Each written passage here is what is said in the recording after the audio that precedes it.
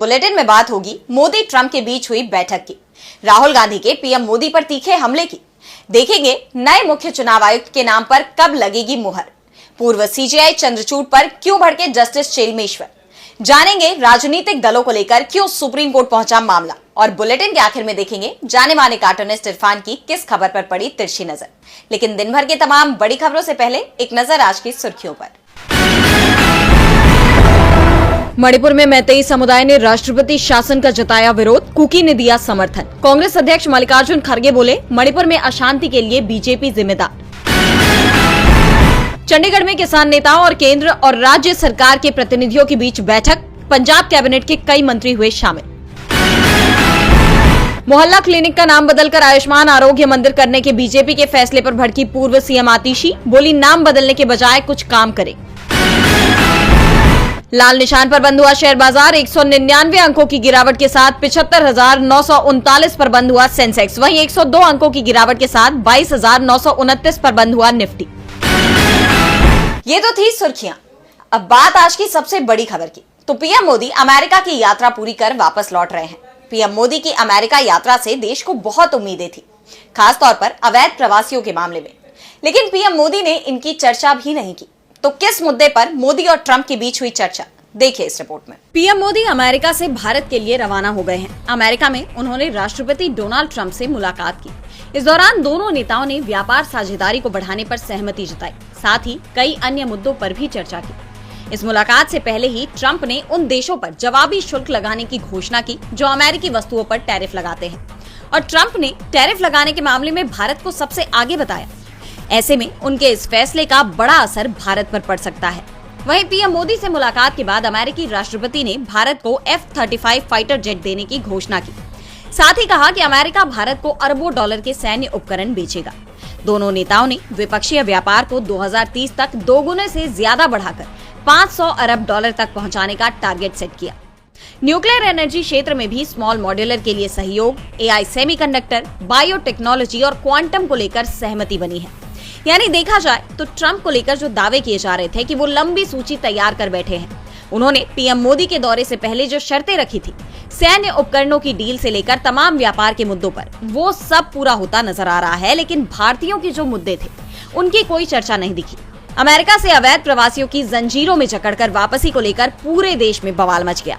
PM Modi से विपक्ष ने मांग की कि भारतीयों के अपमान के इस मुद्दे को वो ट्रंप के सामने उठाए, लेकिन प्रेस कॉन्फ्रेंस के दौरान मोदी ने इस मुद्दे को ये कहते हुए टाल दिया कि हम उन अवैध प्रवासियों को वापस लेने के लिए तैयार हैं जो वेरीफाइड तौर पर भारतीय हैं। यानी उन्होंने अपमान का मुद्दा उठाया ही नहीं। 15 और 16 फरवरी को अमेरिका से 2 और फ्लाइट्स अमृतसर पहुंचेंगी। ऐसे में देखना होगा कि इस बार उन्हें कैसे भेजा जाता है। वहीं ट्रंप अपनी धमकियों से भी नहीं चूक रहे।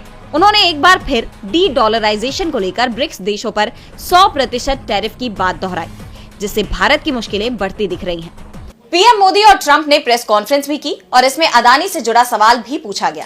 इस पर पीएम मोदी ने जो जवाब दिया, उसे लेकर भारत में सियासत तेज हो गई है। विपक्ष के नेता राहुल गांधी ने तीखा पलटवार किया है। तो क्या कुछ कहा पीएम मोदी ने और क्या बोले राहुल गांधी, देखिए इस रिपोर्ट में। प्रधानमंत्री नरेंद्र मोदी से अमेरिकी पत्रकार ने गौतम अदानी के मामले को लेकर सवाल किया। पूछा कि क्या ट्रंप के साथ मुलाकात में अदानी के मुद्दे पर बात हुई। तो इसके जवाब में पीएम मोदी ने कहा कि हमारे संस्कार और संस्कृति वसुधैव कुटुंबकम की है। हम पूरे विश्व को अपना एक परिवार मानते हैं।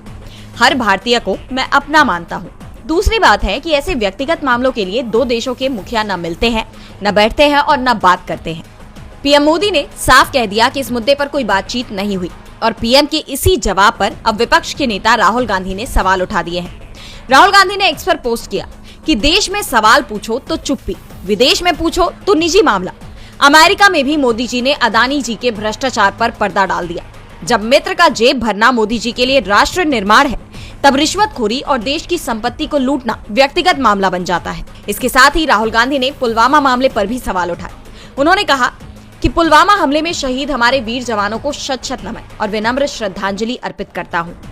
भारत उनका सर्वोच्च बलिदान कभी नहीं भूलेगा। विपक्ष अदानी का मामला हो या फिर पुलवामा, इस पर सरकार से लगातार सवाल करता रहा है और अभी तक सवालों के जवाब नहीं मिले हैं, और ये भी साफ दिख रहा है कि आगे भी जवाब नहीं ही मिल पाएगा। अदानी के मुद्दे को तो राहुल गांधी पहले से ही उठाते आ रहे हैं। इसके साथ ही उन्होंने मुख्य चुनाव आयुक्त और चुनाव आयोग पर भी तीखे हमले किए हैं। चुनाव की निष्पक्षता और पारदर्शिता को लेकर सवाल उठाए हैं। मुख्य चुनाव आयुक्त राजीव कुमार ने दावा किया था कि वो राहुल गांधी के सवालों का जवाब देंगे, लेकिन अब उनकी जगह नए मुख्य चुनाव आयुक्त की नियुक्ति की तैयारी है। तो कब मिलेगा देश को नया सीईसी, देखिए इस रिपोर्ट में। मुख्य चुनाव आयुक्त राजीव कुमार 18 फरवरी को रिटायर हो रहे हैं। 3 सदस्यों वाले चुनाव आयोग में इसके चलते एक सदस्य कम हो जाएगा और इसके लिए 17 फरवरी को चुनाव आयुक्तों की नियुक्ति वाली सिलेक्ट कमेटी की बैठक बुलाई गई है। इस मीटिंग में प्रधानमंत्री नरेंद्र मोदी, केंद्रीय कानून मंत्री अर्जुन मेघवाल और लोकसभा में विपक्ष के नेता राहुल गांधी मौजूद रहेंगे। सर्च पैनल ने 480 से ज्यादा उम्मीदवारों में से 5 नाम सुझाए हैं। मुख्य चुनाव आयुक्त पद की दावेदारी में सबसे आगे चुनाव आयुक्त ज्ञानेश कुमार और सुखबीर सिंह संधू का नाम माना जा रहा है। आमतौर पर चुनाव आयुक्त को ही मुख्य चुनाव आयुक्त चुनने की परंपरा रही है और ऐसे में इन दोनों में से किसी भी एक नाम पर मुहर लग सकती है। वैसे अगर सीनियरिटी की बात की जाए तो ज्ञानेश कुमार सीईसी हो सकते हैं, लेकिन प्रधानमंत्री की अध्यक्षता वाली चयन समिति को यह अधिकार भी है कि जो 5 नाम सर्च कमेटी की तरफ से सुझाए गए हैं उनमें से वो किसी को भी देश का अगला मुख्य चुनाव आयुक्त बना सकती है। नए सीईसी के सामने कई चुनौतियां होंगी। उन्हें निष्पक्ष और पारदर्शी चुनाव सुनिश्चित करने होंगे। देश की लोकतांत्रिक प्रक्रिया की विश्वसनीयता बनाए रखना उनकी सबसे बड़ी जिम्मेदारी होगी। दरअसल इस वक्त अगर देश की कोई संवैधानिक संस्था अपनी विश्वसनीयता के संकट का सामना कर रही है तो उसमें चुनाव आयोग का नाम सबसे आगे माना जा सकता है। वैसे चुनाव आयुक्त की नियुक्ति पर भी सवाल उठ रहे हैं, क्योंकि ये मामला सुप्रीम कोर्ट में है।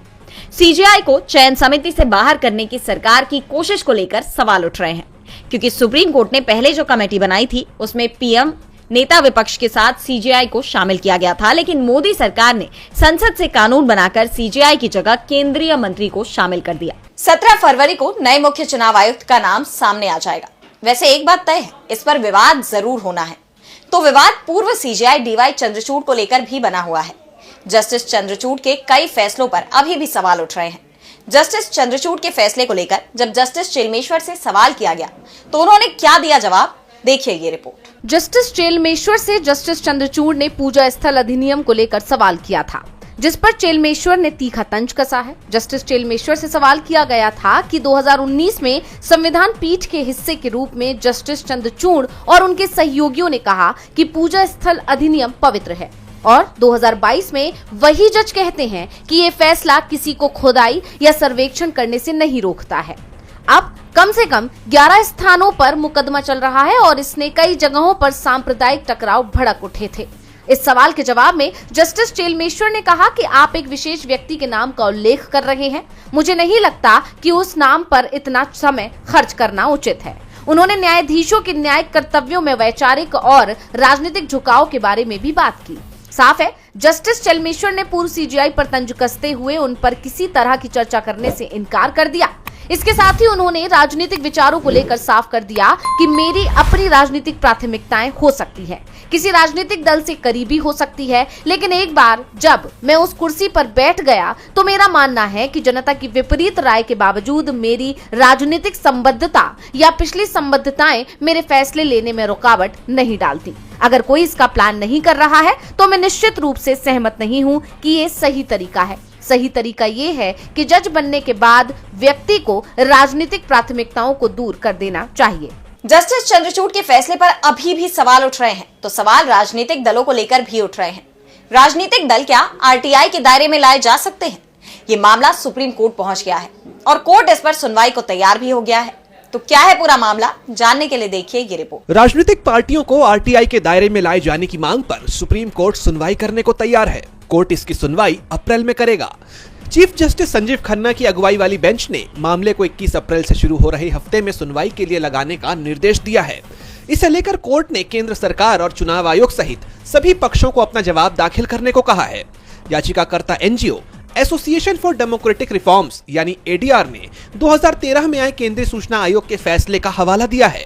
एडीआर ने कहा है कि सूचना आयोग ने सभी पार्टियों को आरटीआई के दायरे में करार दिया था, लेकिन किसी भी पार्टी ने इस पर अमल नहीं किया। एडीआर की यह याचिका 2015 से लंबित है। बाद में इसी मसले पर वकील अश्विनी उपाध्याय ने भी याचिका दाखिल की थी। कोर्ट ने दोनों याचिकाओं को एक साथ जोड़ दिया था। याचिकाओं में कहा गया है कि राजनीतिक दल सरकारी नीतियों को तय करने में भूमिका निभाते हैं उन्हें सरकार से रियायती दर पर जमीन, इनकम टैक्स में छूट और सरकारी टीवी रेडियो पर मुफ्त प्रचार का मौका भी मिलता है। इसलिए उन्हें आरटीआई के दायरे में लाना चाहिए। एडीआर की याचिका में 6 पार्टियों Congress, BJP, NCP, Baspa, CPI और सीपीएम को भी पक्ष बनाया गया है। कुछ राजनीतिक दलों ने यह स्टैंड लिया है कि पार्टियों के अंदरूनी कामकाज को आरटीआई के दायरे में लाना गलत होगा। कल को लोग ये भी पूछने लगेंगे कि पार्टी की आंतरिक बैठकों में किस बात पर चर्चा हुई, क्या भविष्य में पार्टी कोई आंदोलन करने वाली है या पार्टी ने किसी प्रत्याशी को चुनाव लड़ने के लिए टिकट क्यों दिया है। अब देखना होगा कि अप्रैल में होने वाली सुनवाई में राजनीतिक पार्टियां आरटीआई के दायरे में आती हैं या नहीं। राजनीतिक दल आरटीआई के दायरे में आएंगे या नहीं, अब ये सुप्रीम कोर्ट तय करेगा। तो वहीं देश में नए आपराधिक कानून पूरी तरह से कब तक अमल में लाए जा सकेंगे, इस पर सवाल उठ रहे हैं। महाराष्ट्र सरकार के साथ बातचीत करते हुए गृह मंत्री अमित शाह ने इसे लेकर सख्त निर्देश दिए, तो सीएम देवेंद्र फडणवीस ने भी जवाब दे दिया। जब से देवेंद्र फडणवीस महाराष्ट्र के सीएम बने हैं, उनके तेवरों की चर्चा हो रही है। सहयोगी उन पर मनमानी करने का भी आरोप लगा रहे हैं। लेकिन इस बार तो फडणवीस ने सीधा केंद्रीय गृह मंत्री अमित शाह को 2 टूक जवाब दे दिया, जिसके बाद से सियासत गर्मा गई है। दरअसल केंद्रीय गृह मंत्री अमित शाह ने महाराष्ट्र के मुख्यमंत्री देवेंद्र फडणवीस को राज्य के सभी आयुक्तालयों में 3 नए आपराधिक कानूनों को जल्द से जल्द लागू करने का निर्देश दिया था। बता दें कि शाह ने ये निर्देश महाराष्ट्र में 3 नए आपराधिक कानूनों की समीक्षा की बैठक के दौरान दिया। इस बैठक में सीएम फडणवीस, महाराष्ट्र के अधिकारी और राज्य गृह मंत्रालय ने भाग लिया था। बैठक में महाराष्ट्र में पुलिस, जेल, अदालतों, अभियोजन और फोरेंसिक से संबंधित नए प्रावधानों के कार्यान्वयन के हालात पर भी चर्चा की गई। गृह मंत्री के बयान पर महाराष्ट्र के मुख्यमंत्री देवेंद्र फडणवीस ने घोषणा की कि राज्य अगले 6 महीने के भीतर नए आपराधिक कानूनों को पूरी तरह लागू कर देगा। अब फडणवीस के इस जवाब के बाद चर्चाओं का बाजार गर्मा गया है। जानकारों का कहना है कि फडणवीस ने सीधे सीधे अमित शाह को 2 टूक जवाब दे दिया है कि वो अपने हिसाब से काम करेंगे, न कि किसी के निर्देश पर। यानी साफ है कि फडणवीस अब अपने तरीके से काम करने के मूड में है। तो क्या अमित शाह और देवेंद्र फडणवीस के बीच में भी टकराव चल रहा है? वैसे भी महाराष्ट्र की महायुति सरकार में तो उसी दिन से टकराव दिख रहा है जिस दिन से ये सत्ता में आई है। तो वहीं महाराष्ट्र के लोगों के लिए एक बुरी खबर भी सामने आ गई। इंडिया कोऑपरेटिव बैंक के लेन देन पर आरबीआई ने रोक लगा दी है। तो क्यों ये एक्शन लिया गया आरबीआई की तरफ से, देखिए इस रिपोर्ट में। आरबीआई ने एक और बैंक पर प्रतिबंध लगा दिया है। इस बैंक का नाम न्यू इंडिया कोऑपरेटिव बैंक है। बैन की खबर सामने आने के बाद बैंक के बाहर ग्राहकों की भीड़ जुट गई। बैंक ग्राहक अपना पैसा भी नहीं निकाल सकते। यही नहीं, आरबीआई ने इस बैंक पर नए लोन देने, पैसा जमा करने, एफडी जैसी सेवाओं पर भी रोक लगा दी है। रिजर्व बैंक का कहना है कि बैंक की स्थिति सुधरने तक ये प्रतिबंध लागू रहेंगे। दरअसल रिजर्व बैंक को इस बैंक में कुछ गड़बड़ियों के बारे में पता चला है। इसके बाद ही आरबीआई ने ये कदम उठाया। मार्च 2024 के आखिर तक इस बैंक में कुल 2436 करोड़ रुपए जमा थे। जिन लोगों का पैसा इस बैंक में जमा है, उन्हें डिपॉजिट इंश्योरेंस स्कीम के तहत 5 लाख रुपए तक का बीमा मिलेगा। मतलब अगर बैंक डूब भी जाता है तो आपको 5 लाख रुपए तक ही वापस मिल पाएंगे। आरबीआई ने ऐलान किया है कि 13 फरवरी 2025 से न्यू इंडिया कोऑपरेटिव बैंक कोई भी नया लोन नहीं दे पाएगा और पुराने लोन को भी रिन्यू नहीं करेगा। इसके साथ ही नए निवेश या नई जमा राशि भी स्वीकार नहीं करेगा और किसी भी तरह का पेमेंट भी नहीं कर पाएगा। यहाँ तक कि ये बैंक अपनी कोई संपत्ति भी नहीं बेच पाएगा। ये पाबंदी 13 फरवरी 2025 से शुरू होकर अगले 6 महीने तक लागू रहेगी। और बुलेटिन के आखिर में देखेंगे जाने माने कार्टूनिस्ट इरफान की किस खबर पर पड़ी तिरछी नजर।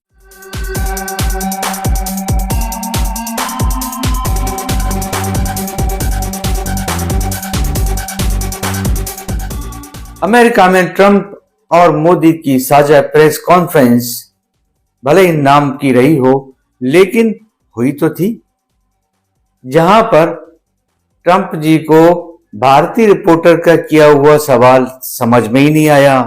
उन्होंने कहा कि मुझे तो आपका सवाल समझ में ही नहीं आ रहा। तो दूसरी तरफ अमेरिकी रिपोर्टर ने जब पीएम मोदी से अडानी के बारे में सवाल किया तो उन्होंने जैसा जवाब दिया तो वो लोगों को समझ में नहीं आया।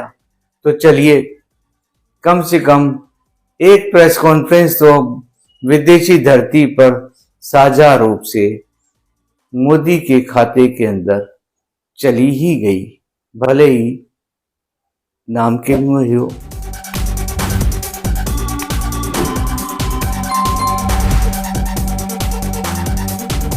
आज सोशल मीडिया से लेकर आपके चलते फिरते जीवन में भी पत्रकारिता के बुरे दौर की चर्चा होती है, क्योंकि जिन लोगों पर सूचना देने की जिम्मेदारी है वो आपके लिए नहीं बल्कि कॉरपोरेट और सरकारों को फायदा पहुंचाने में लग गए हैं। विज्ञापन मॉडल को खारिज कर आप इस बीमारी को दूर कर सकते हैं और अपने नारे को बुलंद कीजिए। मेरे खर्च पर आजाद है खबरें।